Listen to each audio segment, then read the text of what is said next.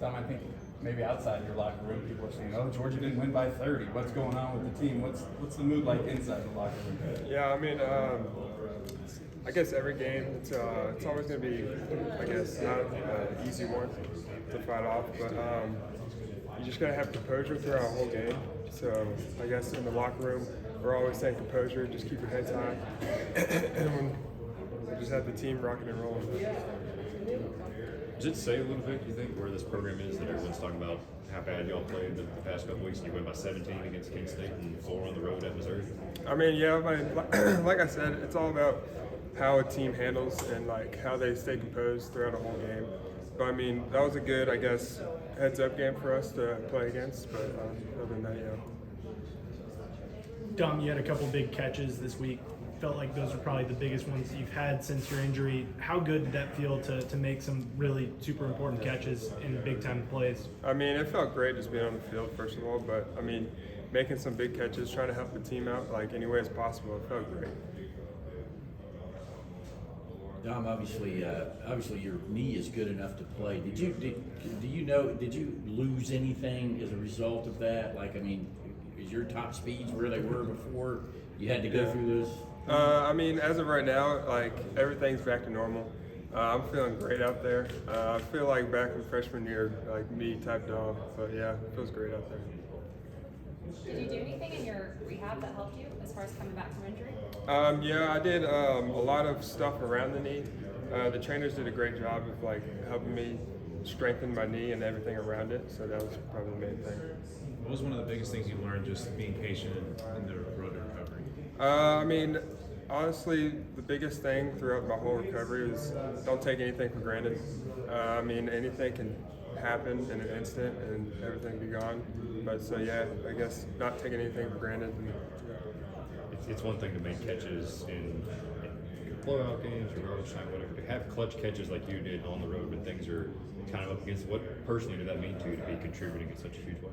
I mean, like I said, it feels great just to help the team out any way as possible. Making some big catches and just trying to be something that I could, I guess, help us get a win throughout a team win. You guys, as a wide receiver corps, is really interesting. Usually it's pretty evident, this guy's an X, this guy's a Y, this guy's a Z. It seems like you guys are just all over the place this year. I'm sure Brock and Darnell's presence has something to do with that, but how would you describe the wide receiver corps in terms of their versatility, having to be versatile, and all the motion and the stuff you're doing? It seems a little bit more sophisticated than it's been. Yeah, I mean, the wide receiver group, they're a great bunch. We all just try to, I guess, help the team out where like whatever way is possible. We just keep playing fast, keep playing physical, and just do what we can do. Tom, what goes through your mind when you snatch that ball across the middle on an important, moment of the game there, given where you've been? I mean, it felt great, first of all. Like I said, it was just a great experience being out there, but making some big catches and helping the team out was a great experience. I want to say that catch was third down, I think. Does the mindset of a receiver change at all on third down? Do you have to being more conscious of finding the hole in the zone, finding mistakes, that kind of stuff? What's the mindset of a receiver on third down? I mean, I guess down a distance and making sure you get the first down. And they always say, like, when you catch the ball, get upfield and try to get 2+ yards every time you catch the ball. What's your ceiling as a wide receiver as you come further and further away from your last injury? Say that again. What's your ceiling? How much better can you get as you continue to get further away from that injury? Yeah, I mean, there's always I guess room for improvement.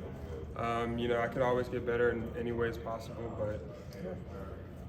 As a guy who's been here a long time, what's your role with the composure? Composure. We always talk about composure and resilience and everything. So I guess when stuff doesn't go our way, you just always got to keep it level-headed, stay composed. Do you feel like you need to bring some of those young receivers together? Oh yeah. Talking and I guess talking with other teammates is always a good way to keep everybody composed and everything. What kind of growth have you seen from the younger receivers like Dylan and Jackson Meeks and stuff like that? Oh yeah, they're a great bunch. They're improving a lot every single day. It's just fun watching them out there practice, playing hard, and they're awesome. As a guy that came in and played and had success as a true freshman, was there anything in particular lessons you learned as a true freshman that you're passing along to Dylan in denial? Yeah, I guess the main thing is keeping a level head. Don't take anything for granted. I guess, and just keep practicing hard and playing hard. What's your thoughts on Auburn bringing pretty good defense in here, and it's a long storied rivalry. So, what's your thoughts when you get ready to play these guys? I mean, we just got to come out, practice hard, and get ready for a great group of guys come to Athens, and we're just going to be ready for them and do what we do. Have you studied them much, or do you know that much about their defense at this point? We're going to start here soon and get ready for a good game coming up. We see in this conference, there's always so many games where finishing strong in the second half is sometimes the difference in winning and losing. As a player, what does that take to come out of halftime and to continue to play hard, having good second halves again? I mean, I guess the biggest thing for us was being composed and just keeping a good mindset throughout coming out of halftime, and so that was probably the biggest thing. Were there any profound statements? We love to hear about you're huddling up. Obviously, that last drive where you get the first down catch, you guys, you just had to have it. I mean, it had to be a touchdown. It had to get all the way down the field. Were there any particular moments you remember in the huddles, the talk? Stetson say having a great rallying cry or anything like that? Yeah, I guess we're just trying to stay composed, and we're just trying to stay, I guess, even with the time and everything. So we had to just keep going out and pushing forward. So there wasn't any like this, I'm going to be open on this play, Stetson, when you got the third down? I think all of us receivers were saying that in tight ends.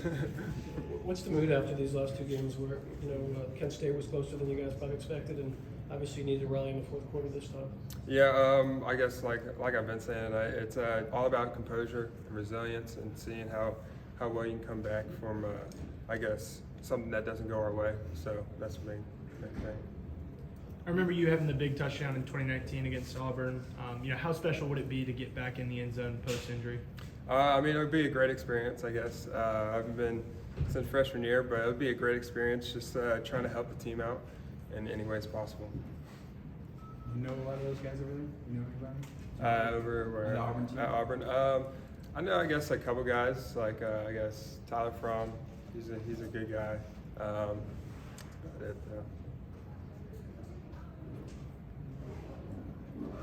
Any more for Dominick? Okay, thanks.